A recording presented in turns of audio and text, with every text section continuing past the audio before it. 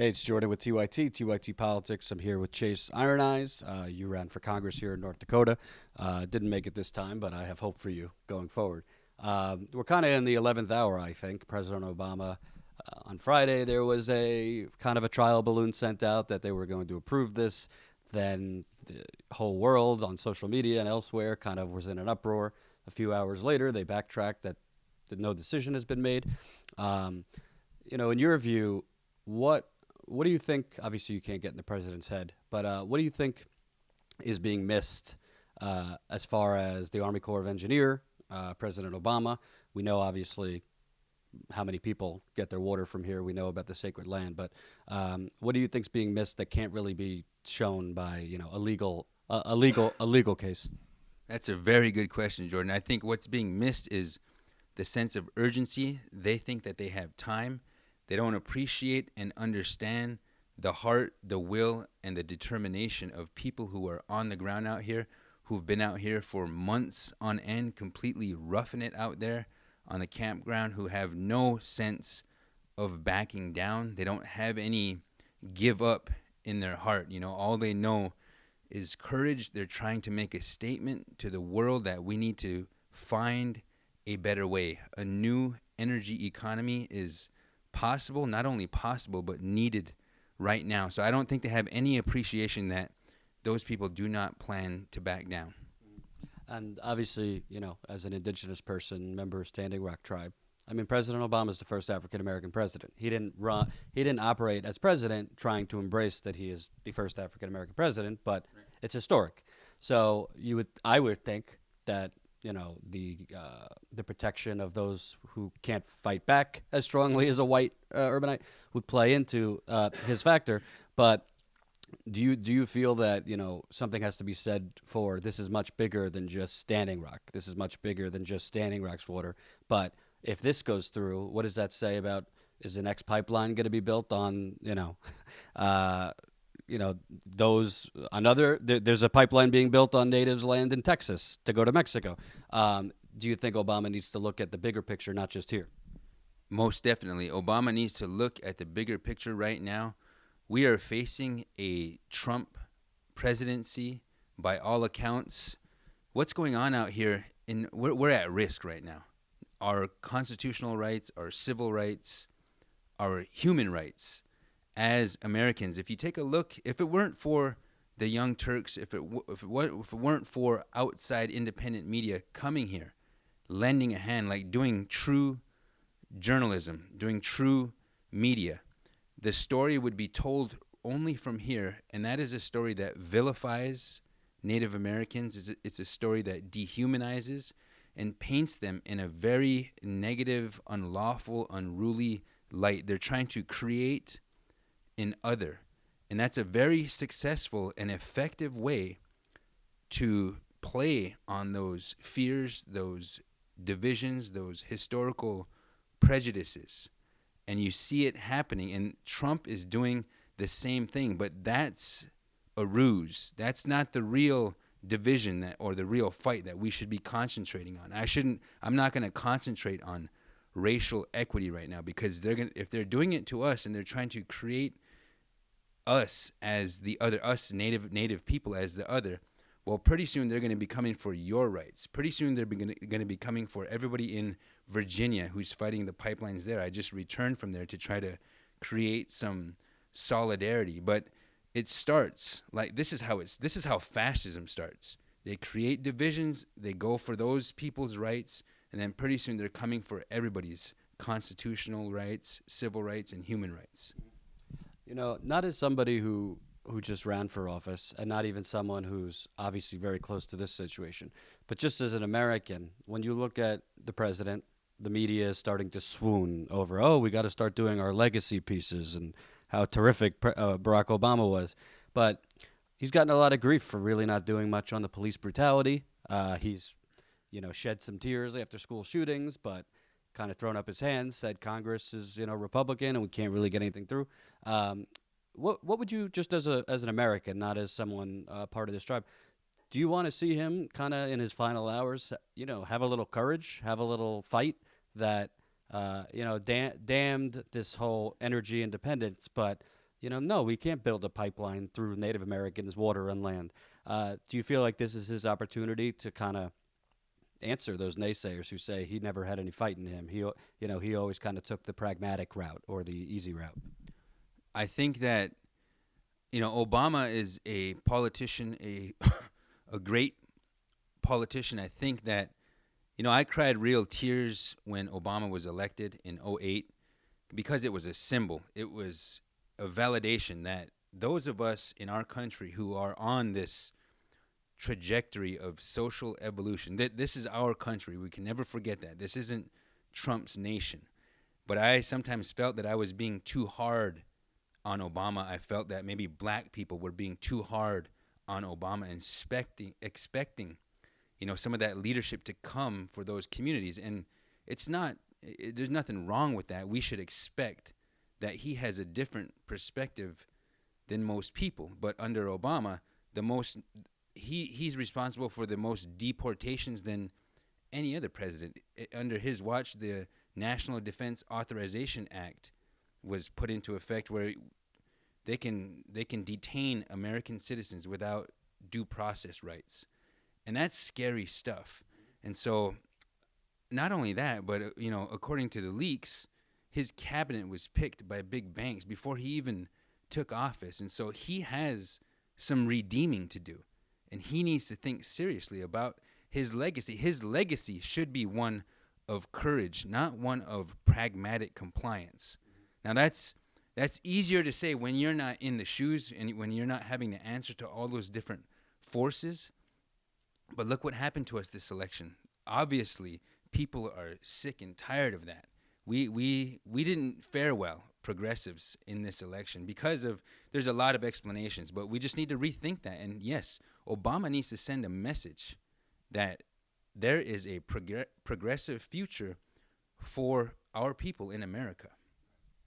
And, many would say we didn't fare well because even though you had a rodeo clown without really a message, at least he was portraying he's going to fight for the average man as opposed to, who we had. But finally, President Obama, as of 2 weeks ago, said, oh, we're going to let it play out. Oh, maybe we'll reroute it. It was like you said, there's really not that urgency in his voice. Maybe it's because he hasn't been down here to see all this. Obviously he's president. He's got other things on his plate. Can you send a message to him, not just on, obviously we've talked about the water and the land, but all the laws that are being broken here, all their human rights abuses? Because you would think as a constitutional lawyer, professor too, that would be kind of paramount. Because this is my fourth time. It's the wild, wild west here. I mean, up is down, down is up, all types of laws and human rights abuses.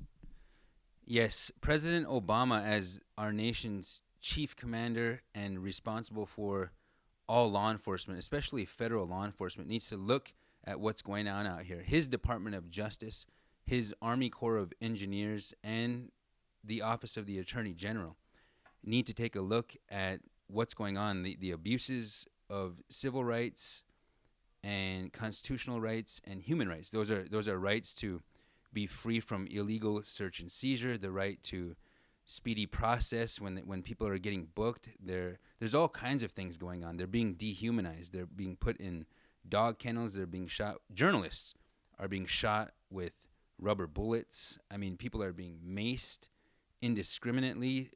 Local law enforcement is defending areas that aren't within the Cannonball Ranch, which is owned by the Dakota Access Pipeline. That little island where all that stuff was taking place and people were getting maced, that's not within the Cannonball Ranch. That's Army Corps land, disputed land that the Standing Rock Nation or the Sioux Nation, for that matter, has never treated for. They have never negotiated for that. It was taken illegally and unilaterally. We've never been compensated for that land. And we should say the U.S. government has tried to compensate the Standing Rock tribe for all the land it's stolen, and Standing Rock has not taken it.